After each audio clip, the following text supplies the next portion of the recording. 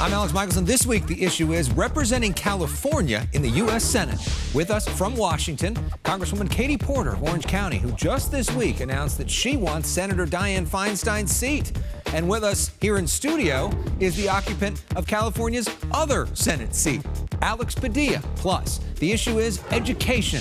George Clooney shows off the school he co-founded, some of the country's top education officials, and we're there to talk to all of them. As The Issue Is starts right now. Broadcasting across California, you're watching The Issue Is. And welcome to The Issue Is. I'm Alex Michelson. The most expensive, competitive, and interesting race in California over the next 2 years will likely be the battle for U.S. Senate in 2024. And this week, a high-profile candidate made it official. California needs a warrior in Washington. That's exactly why I'm announcing my candidacy for the United States Senate in 2024. Congresswoman from Irvine begins her U.S. Senate campaign just days after officially being sworn in her latest term in the House. After a tough re-election fight for that job, in her first 24 hours, she raised over $1.3 million. Joining us now from Washington is Congresswoman and U.S. Senate candidate Katie Porter. Congresswoman, welcome back to The Issue Is, and congrats on the run. Thank you so much. Why are you running, and why announce right now? Well, I think Washington is increasingly struggling to deliver for Americans, and I hear that from constituents across this district and across California. I think they understand that we are dealing with a Washington that is increasingly beholden to special interests and is working on behalf of a handful of incredibly wealthy Americans and global super corporations rather than working on behalf of families and workers. And so for me, this race is an opportunity to take the work I've done standing up to big oil, to big banks, to big pharma, making sure that we're calling for a government that really works for families, and to take that kind of fight and that courage to the U.S. Senate. You know, Dianne Feinstein is in the seat now. She's 89 years old. We talked recently with Adam Schiff, who almost certainly is going to run for this, but he said he wants to give her space to announce whether she's going to run or not, that she sort of owes that respect. Why not give Dianne Feinstein that space? I have incredible respect for Senator Feinstein. She has been such a trailblazer here and has made a path for women in politics to follow. And I'm really grateful to be following in her footsteps in my own career. Senator Feinstein will make her decision in her own time. I think that's right. But I think the urgency of this race, the urgency of the challenges facing our democracy and our planet with regard to climate change and others means that there's simply no time to begin to address the problems that we're seeing in Washington and the degree to which the Senate and the Congress is not functioning for the American people. You know, Senator Feinstein put out a statement to the San Francisco Chronicle saying anyone's welcome to jump in the race. She welcomed you to the race.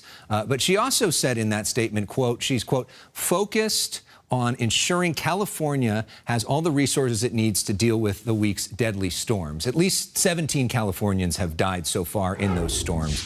You announced from Washington on a morning here in California when we were being pounded by some of the hardest rainfall in years. One of your likely rivals, Adam Schiff, said this to Punchbowl News, quote, we are getting hammered by the storms. I've talked to the FEMA regional administrator about getting relief to Californians, and that's where my focus is. I think that's where we should all be focused right now. We're more than a year out from this race. You could choose any day, any hour to announce. Why did you do so in the middle of a natural disaster? Well, I'm very concerned about the flooding, and I think it really illustrates, again, the urgency of the matter. California is not facing just one extreme weather event. Once in a decade, we are seeing extreme weather over and over and over again, from its wildfires now to this flooding. As a U.S. Senator, we're going to be dealing with challenging times, and that is exactly this moment. It really illustrates that. Even though you're the only one to officially announce publicly, several others have strongly hinted privately that they're going to run. Let's put them up on the screen. We've mentioned Congressman Schiff from Burbank. There's Oakland's Congresswoman Barbara Lee. There's Silicon Valley Congressman Ro Khanna. All of them are national figures with big followings. What do you see as your lane or a major policy difference among the four of you? Well, as I said, I don't do Congress the way other people do. I think I've been able to find ways to break through and connect with Americans who are often fed up with Washington. And I'm able to do that without ever compromising on my progressive values. So I think one of the things that's different about me is I represent an area where there are lots of Republicans, independents, Democrats, a university, a large senior community. I think my message of fighting for an economy that gives everybody an opportunity, fighting for a society that is just, fighting for a government that delivers on its promises has really broad appeal. I am a tough campaigner and I'm a retail campaigner. I like to get out in the communities, listen to people, meet them, see what's going on, see the lessons, see what's working and what's not. And so California is a huge, diverse state. It's going to take a lot of time and a lot of energy to get out there and have those conversations and meet people where they are. And I'm excited to have this long runway to do exactly that. We know you are awfully good at going viral. You did so once again during the House Speaker drama when Getty Images photographed you reading a certain book. Here you are with the subtle art of not giving a... What was the message you were sending with that book? Oh, the only message I intended to send was that I was really bored sitting there watching Republicans struggle and struggle and struggle. It was our 15th vote as I went that night. It was our 14th vote. I brought 3 books with me to Washington, 1 on my iPad and 2 hardbound, and I'd already finished them all. So I picked up that book at a little free library a couple of days before, and it was light and small, and I needed something to read, so I took it with me when I walked over to the Capitol. Were you surprised by the reaction to it? Yes, because I was just reading my book. I was actually trying to stay out of trouble, Elex, and then I wound up getting all this attention. So I literally, the House floor can be loud, it's noisy, and as we saw over on the other side of the aisle, a scuffle broke out. So I was really trying to just, be there, make sure I was saying Jeffries loud and proud to help elect Hakeem Jeffries as Speaker. I knew it was going to be a long night, and I wanted something to pass the time. It was quite a split screen, that scuffle picture and your picture. All right, we want to end with a few real quick questions here to get to know you better. And this month, we are honoring Barbara Walters. Of course, Walters is one of the greatest TV interviewers of all time. She had certain questions that were her favorite go-tos. So in her memory, here they are, and they were designed to be like real quick answers to get to know you. Okay, you ready? What is your philosophy or motto? Buy the ticket, take the ride. It just means when you make a decision, you got to be ready to do the work and see the journey to the end. What do you think is the single biggest misconception about you? I think it's that I live in Washington, when in fact I live in California. I think people often think that my sort of HQ is in Washington, and in fact, I come back here at every second. So people always seem surprised when they see me in the grocery store. So I think the biggest myth is that I'm not sort of constantly grounded and in California every second I can be. Yeah, look out for her minivan, which I've seen. It's quite a monster. And here we go. Finish this sentence. Katie Porter is... Tough. There we go. Congresswoman, thank you. Good luck on the campaign trail. Up next, we'll talk to California's other Senator, Alex Padilla. But we end with music. So we're going to go to break with your favorite artist that you told us, Brandi Carlile. I don't know if you saw her recently on SNL, but here's a look at that and your chance to rock out. Thanks for being with us.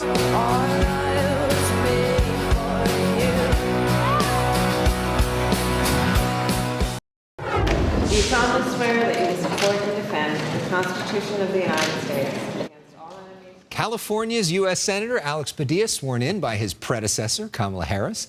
After she became vice president 2 years ago, he was appointed to her role by Governor Newsom. He just won the job in his own right and became the first Latino ever elected to the seat in California history.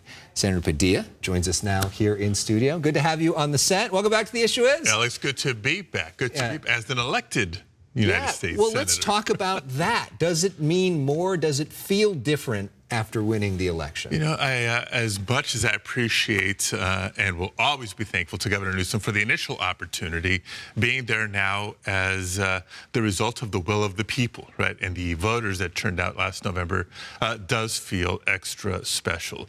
And I also got to say, I mean, I reflected a lot during that swearing-in ceremony. What a difference from 2 years prior, not just because of the appointment, but you saw my wife holding the Bible as I was getting sworn in, was able to celebrate with family and friends. This time, we were denied that last time because it was COVID pre-vaccines and 2 weeks after the January 6th insurrection.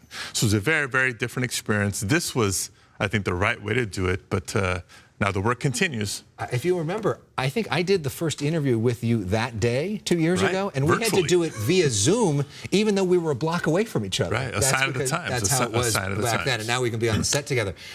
Let's talk also about, as a kid, there was nobody in the Senate that looked like you. Yeah. Did you think about you as a kid, and did you think about, even when you were a kid, did you think, is this something even possible? Yeah, well, the question I've gotten a billion times since I was appointed 2 years ago, and continue to get, is this a dream come true? Yeah. Right? It's a tremendous opportunity to serve as a United States Senator.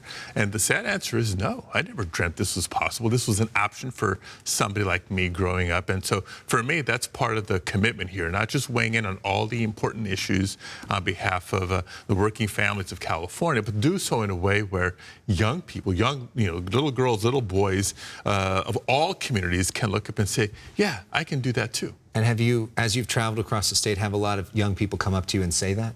I do. Whether it's kids when we're visiting schools or parents and grandparents who bring kids to me to say, here, shake his hand. I want you to be a good example. I'll tell you, for all the hard votes and big decisions and people think about lobbyists and all that pressure, that's nothing compared to the look of a young person's eye up to you saying, I want to be like you when you grow up. Wow. That's a lot. A lot of right? pressure. I'm human just like anybody else, right. But as I tell my kids, every day I just try my best to be my best. All right, let's go through some of the stories that have broken this week. One of them involves classified intelligence. Apparently some was at President Biden's home from when he was vice president, now a special counsel appointed in that case. We know there was already a special counsel appointed in the case of President Trump and his classified intelligence at Mar-a-Lago. Are you concerned about both these cases? Look, I think the main observation to make here is Attorney General Merrick Garland is playing it straight. Whether it's Trump, whether it's Biden, he's going to be objective. They're going to investigate, get to the bottom of it, and treat each of the cases accordingly. Don't know what it is, will the investigations play out, but already can't help but observe the difference between how Trump has responded to it, denial, denial, denial, and how President Biden has responded to it, saying, you know what?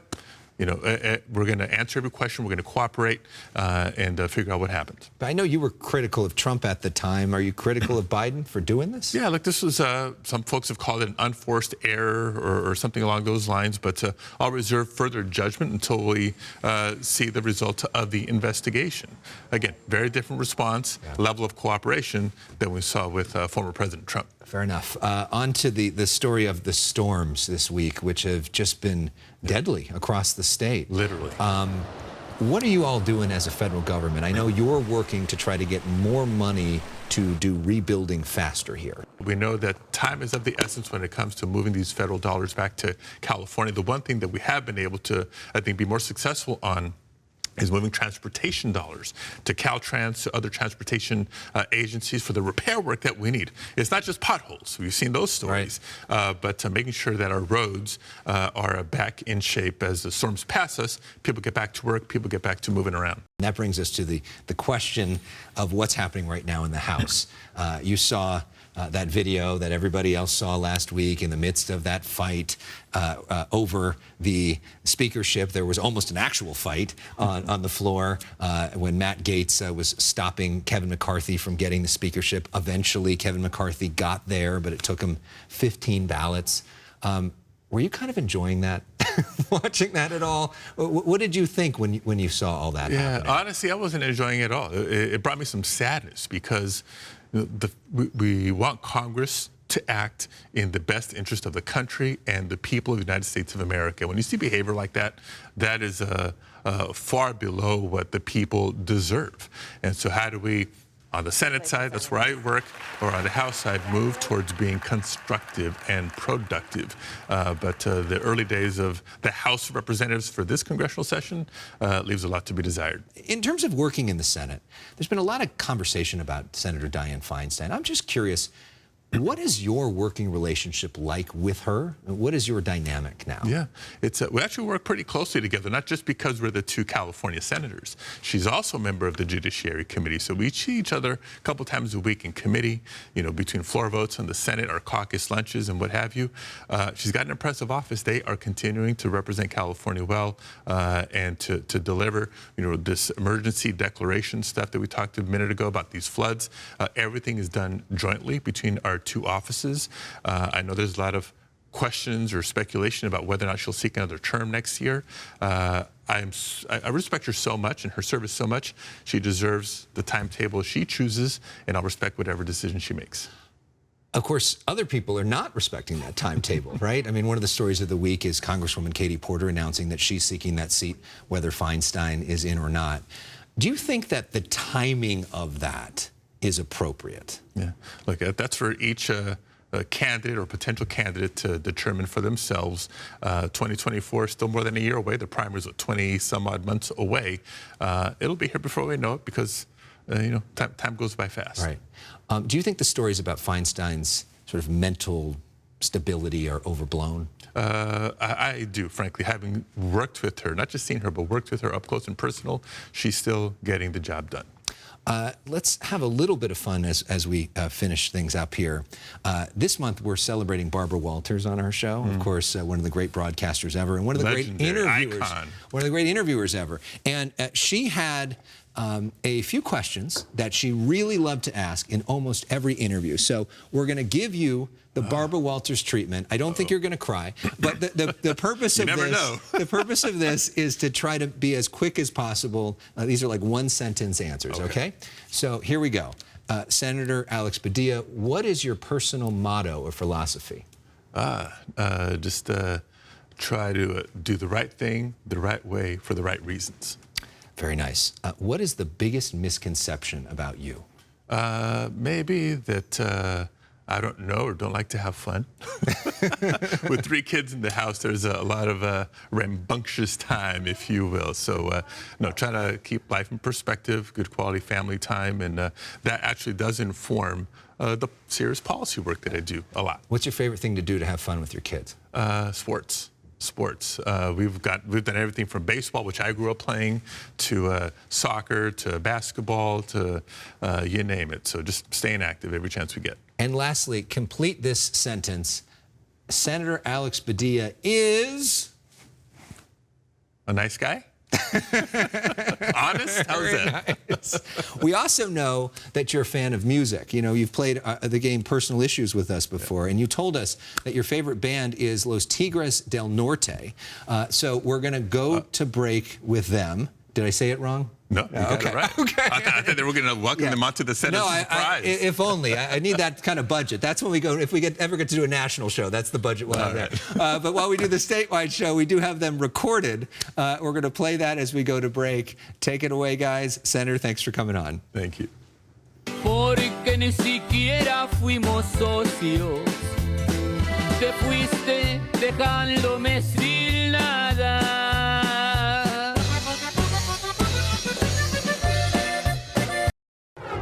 My friend, George Clooney, is head and shoulders above the crowd. Julia Roberts honoring George Clooney recently as he received the Kennedy Center honor. In addition to being one of the top stars in Hollywood, he's also one of the most respected humanitarians in the country. And his latest project is some of his most impressive work yet. George Clooney shows off the school program he co-founded to the U.S. Secretary of Education and the second gentleman of the United States. You're in a model that we want to replicate across the country. We can do this with nurses. We can do this with tech. We can do this with so many different things all across the country. We very quickly can change the face of our industry in a big way. In September, Clooney helped to launch the Roybal Film and Television Magnet in downtown L.A. Every class here geared towards training students for so-called below-the-line jobs on a film set. Essentially everything that isn't a writer, director, or producer. There are 60,000 plus of those jobs in L.A. alone. That's a lot of work out there. Many of the students here had never had access to equipment like this before. Now that they do, they see new possibilities. Clergo Roman is now considering becoming a cameraman. It really brought new opportunities for me that I didn't think I could do. So I'm really grateful for that. Blanca Cruz is the principal. The most unique part of it is the partnerships. Not only did Clooney recruit friends like Don Cheadle and Mindy Kaling to serve on the advisory board, but also some of the biggest companies in Hollywood are donors. Yes. Kerry Washington and Netflix hosting a screening for the kids, Disney a Black Panther movie night, and our parent company Fox offering a studio tour, including behind the scenes of Fox Sports. Rob Wade is CEO of Fox Entertainment and a Roybal board member. We've all had that moment where we're outsiders and we're trying to get in somewhere, and we're not given that opportunity, that leg up, and this is giving everyone that opportunity and that leg up and the equity. 10th grader Kennedy Pinto couldn't be more grateful for coaching by Clooney himself. If you're just like a normal person, you wouldn't think of someone like him who's like a big star to like come and speak to you and want to do a change for you and other people. The LAUSD superintendent is thrilled to have this program start here. You are in the room where it happens, the classroom of America. We want this to be in New York. We want this to be in Atlanta. We want it to be in Chicago. We want to change the complexion of our sets.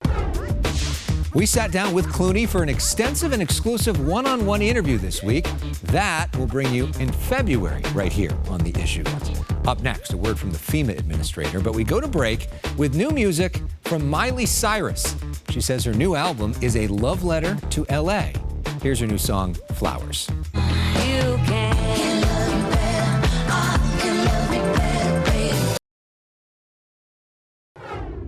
This week, President Biden declared a state of emergency for California as we continue to deal with extraordinary rainfall. I spoke via Zoom with the FEMA administrator. What's your bottom line message to the people of California right now? I think the biggest thing is this is not over, unfortunately. There's more rain coming. And so you have to do what you need to protect yourself and your family. Listen to local officials. Listen to where those threats are. If they say there's a flash flood warning, then heed their advice and make sure that you're staying out of harm's way. We hope everyone is able to stay safe on this wet weekend. We end, though, with some video from in between the storms, a more beautiful image, and the above Los Angeles account taking us above Malibu, paired with some Crosbys, Stills, and Nash. See you next week for more of The Issue Is.